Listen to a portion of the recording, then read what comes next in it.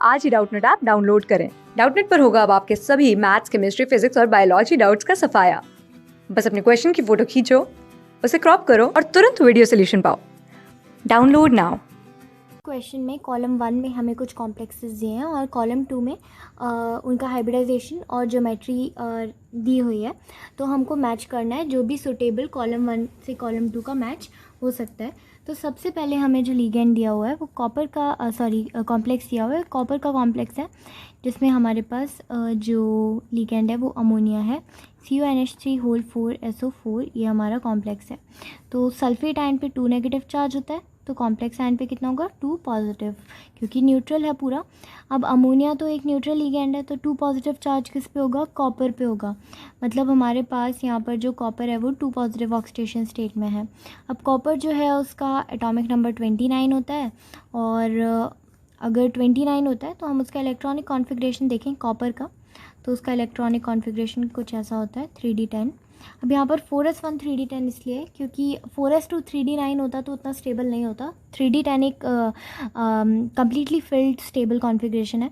तो 4s2 में से जो s में 2 इलेक्ट्रॉन्स रहते हैं उसमें से एक d में चला जाता है और 3d10 बना देता है जिससे स्टेबल कॉन्फ़िगरेशन बन सके। अब यहाँ पर 2 पॉजिटिव है तो एक इलेक्ट्रॉन यहाँ से जाएगा और एक यहाँ से जाएगा, तो यहाँ पर 3d9 बचेंगे।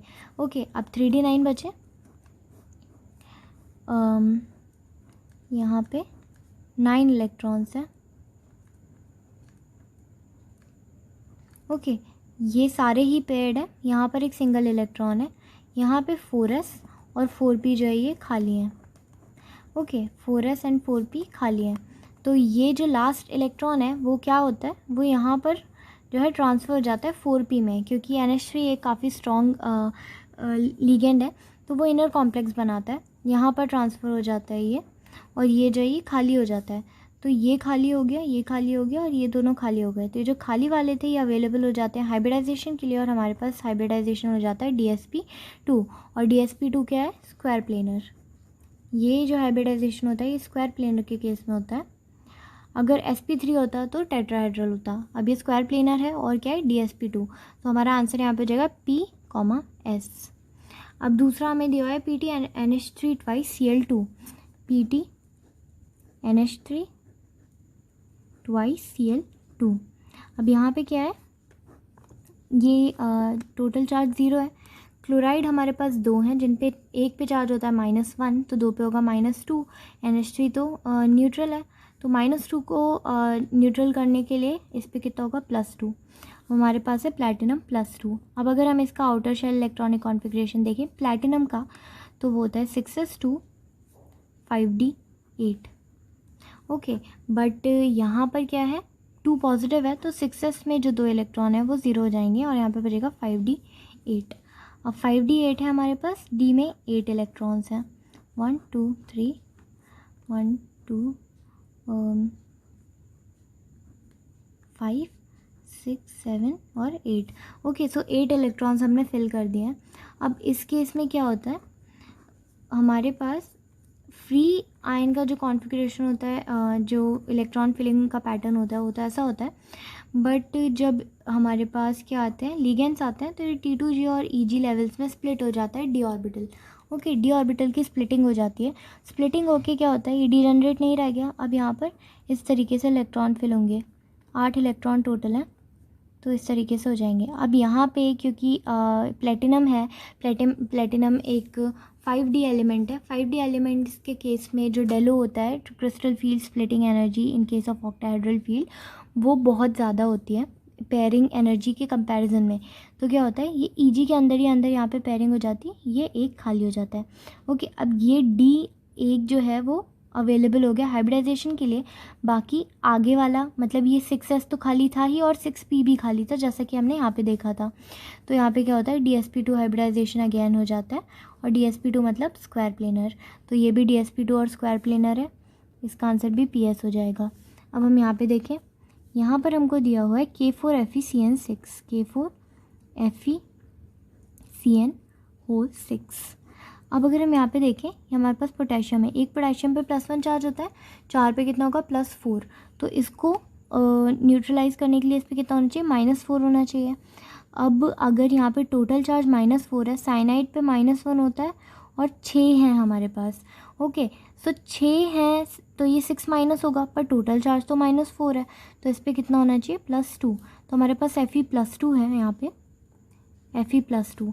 अब अगर हम आयरन का आउटर शेल इलेक्ट्रॉनिक कॉन्फ़िगरेशन देखें तो होता है 4s2 3d6। ओके, पर यहाँ पे +2 है तो 4s2 वाले 0 हो जाएंगे।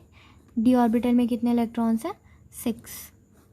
तो हम ज़रा फिलिंग कर लेते हैं, 1 2 3 4 5, 1 2 3 4 5 एंड 6। अब ये तो फ्री आयन का था।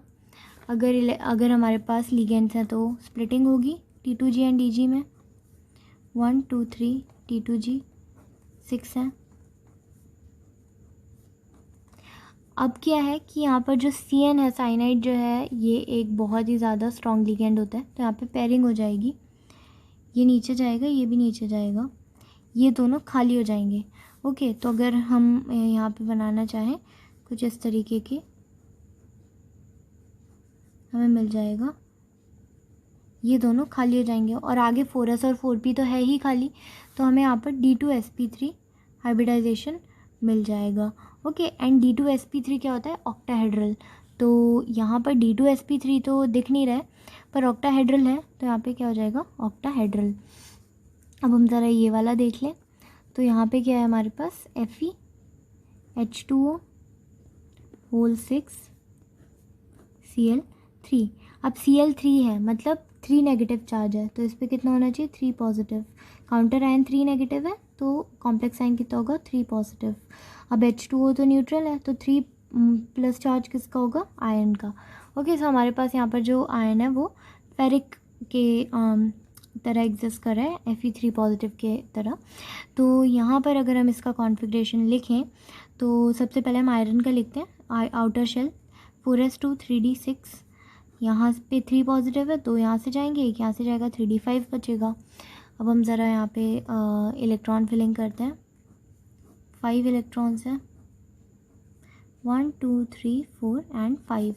अब सिमिलरली इसी तरीके से हम क्या करेंगे जैसे हमने ऊपर किया था, स्प्लिटिंग 1 2 1 2 3।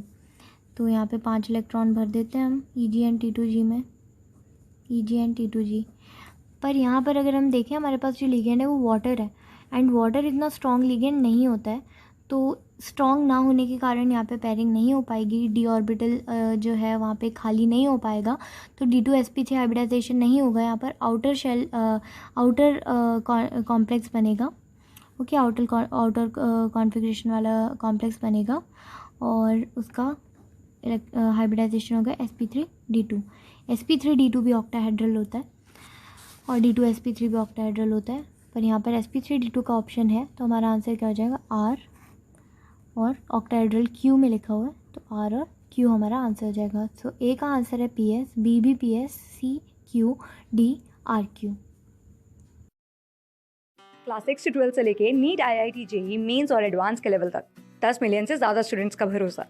आज ही डाउनलोड करें डाउटनेट ऐप या व्हाट्सएप कीजिए अपने डाउट्स 8400 400 400 पर।